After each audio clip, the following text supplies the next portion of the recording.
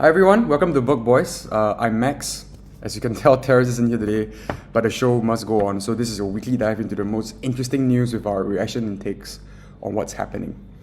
Terrence is unfortunately very caught up in a project. It's very, very hectic. So he isn't able to kind of join the show today, but he will definitely chip in with his thoughts in post-production, and share his takes and views as well. But today, the show must go on, and we decided to talk about, I will decide to talk about something that's, a bit more deeper level, a bit more personal to me as well. And I guess the first topic is actually about the crypto markets. I'm sure everyone has seen, my conviction and also how terrible the market has reacted to some of these changes, right?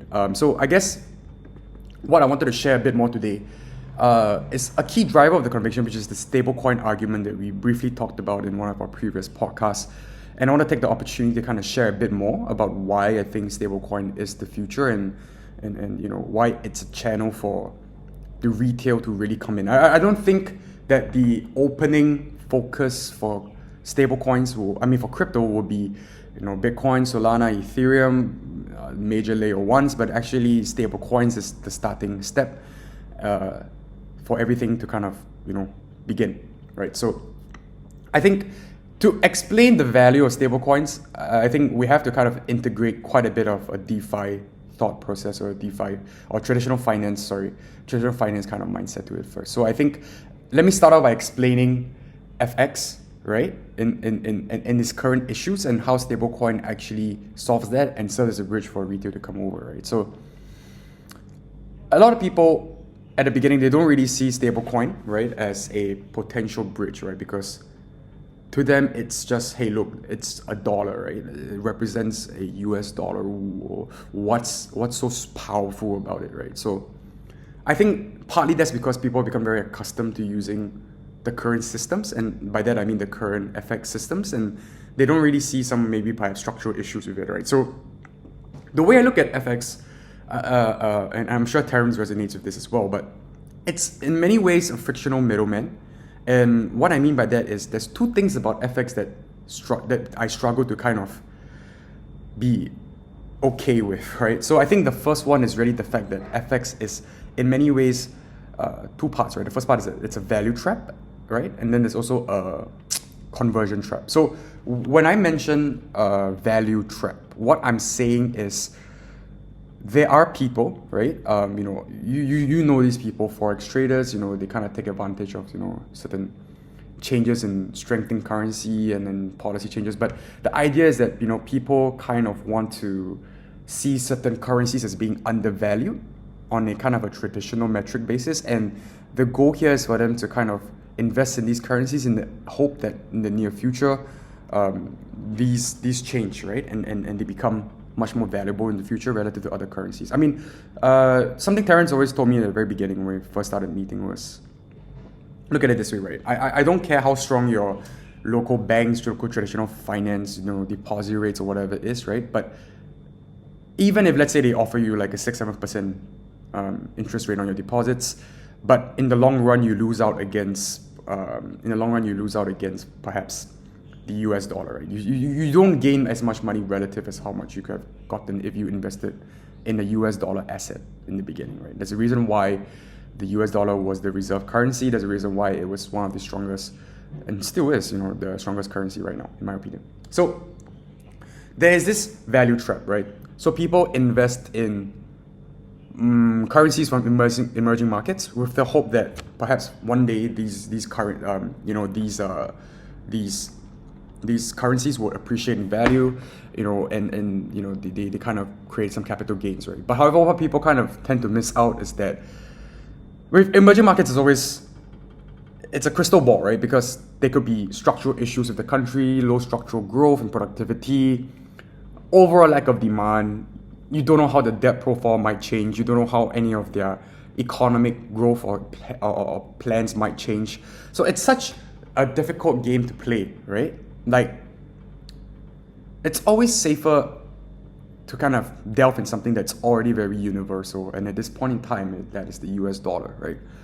And then at the same time, there's also this FX conversion trap, right? So I'm sure if you travel overseas in any capacity, when you pay with your credit card, you do some quick calculation in your head, okay, this is supposed to be $20, and then when your credit card bill comes out, it's a lot more, because obviously the middleman, the traditional banks, they charge a spread, right? And they kind of take this money, right? So in essence, there's a lot of value or capital that's trapped in these conversions, right? I mean, if I understand, if you take a look globally, I mean, it's 50 billion, even maybe more than 50 billion, that's kind of trapped, right? And being utilized by all of these banks as part of their revenue streams, right? So you see this as FX as being kind of like a frictional middleman, right? Like, now think about it this way.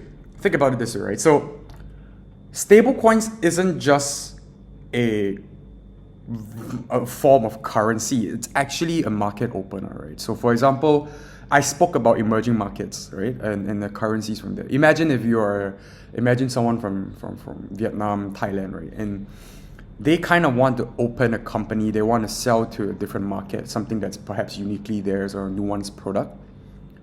How are they ever going to open not that they can't, but the boundaries and the roadblocks and the time it takes to open up a foreign bank account could take months, right? And this is friction that discourages people to kind of enter these markets, right? However, if you have a stable coin, if you have a phone right now as an owner of a shop, you could get stable coins immediately, right? And you are now in possession of an asset, a currency that is in demand by many other players in the world. It opens up not just your access to other markets, but other markets' access to you. So think about it this way, stable coins, it's a market opener, right? And in essence also, it also creates demand for the US dollar, right? Which is good for the US economy, it's good for the economy in general. I mean, they create demand, they want currency that is of the US denomination. It strengthens the overall currency and treasury, right? So I look at it as this way, right? So the stable coins kind of open up the pathway for retail, right, to kind of enter various markets, right, and be it through the blockchain, right? And obviously, as I mentioned before, Terence and I have mentioned that the biggest players, right, they're running on Ethereum, right? I mean, and different other layer ones, right? So I think getting exposure to any of these layer ones is just value accrual, right? So because I do see the future moving to the point where people start to realize that stablecoins isn't just for transaction, it's for access, right? I think that's the primary thesis that the stablecoins have. So if you look at how perhaps, other countries have done this, right? I guess a big part of it also is that a lot of people give out coupons, hands out, but it's for the corporates, right? They do a lot of this for the corporates. But now the retail, the small mom and pop shops, brick and mortar stores are able to get access to these currencies, access to this liquidity as well, which is massive, right? I mean, sure, maybe a transaction is $20, but now your total accessible market has increased up to 8 billion, right? So if you see where I'm coming from, it's just the fact that I think that this has untapped opportunity. And there is no more disadvantage of a local currency anymore. So in many ways, you have a global currency in the form of a stable coin, right? There's no local currency problems, there's no local currency issues, you have no conversion trap, you have no value trap. You don't have to subject yourself to any of these, right? And I think also we think about it this way, right? So at the same time, stable coins right now, right, are being used primarily, let's say, for transaction of nominal basket of goods, right? Let's say down the road, there's also this opportunity for tokenization, right? I mean, if let's say I'm someone in an emerging market, Vietnam, I want to buy a US stock. I mean, I'm discouraged to, right? The exchange rate kills me. All these middleman fees kills me. I have no exposure to the US markets, right? But if I were able to tokenize them and allow transactions in stable coins, USDT, USDC, Paxos, I don't know, right? You just open up even more liquidity to these markets, right?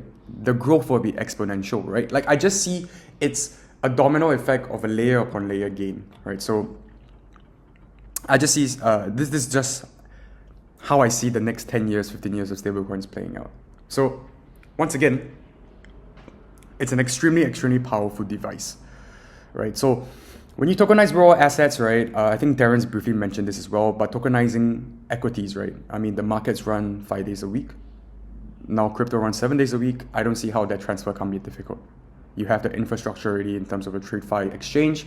You can easily make it as like a tokenized version and form of it, which improves access to everyone. So now stablecoins not only allow you access to other markets, also allow you access to capital markets in foreign countries, which also build up liquidity in those countries, right? So you see how this is kind of layering one upon another to kind of build a lot of value, right? Now, tokenization said that there is still some, risk of stablecoins. I personally feel, despite all that I've said, it still is in its early stages of stablecoin, right? I mean, the fundamental structure itself and, adoption is super early stage. So what I mean by that is the various stablecoin companies have their own, kind of variation in how they deal with the issuance of stablecoins or how they back it, right? So, for example, when you use Tether and USDC, when you buy stablecoins off their platform, right? So let's say you own a Tether or USDC, you're essentially lending them money for free, correct? So,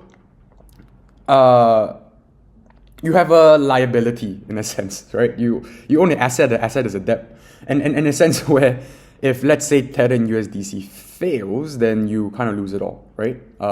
You don't own ownership of any of that. Whereas, for example, another company such as Paxos, if I understand correctly, and they allow they back it by the US Treasury T-bills, and this is basically an asset that it's guaranteed by the government, right? It's not a empty money in a sense, right?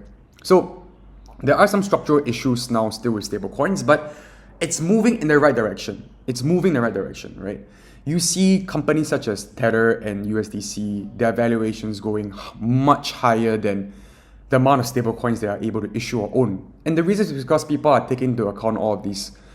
I feel the reason is because people are taking into account all these network effects that are not focused upon enough. Right? So I guess if I could summarize my thesis for crypto in general, right? I mean stablecoins, it's the fact that it opens markets, it enables access, remove issues such as the FX problems that are still persisting today, remove the frictional middleman, right? And you also kind of allow yourself to kind of, gain more liquidity. So I don't see how in any free market model that this is not something that is pursued.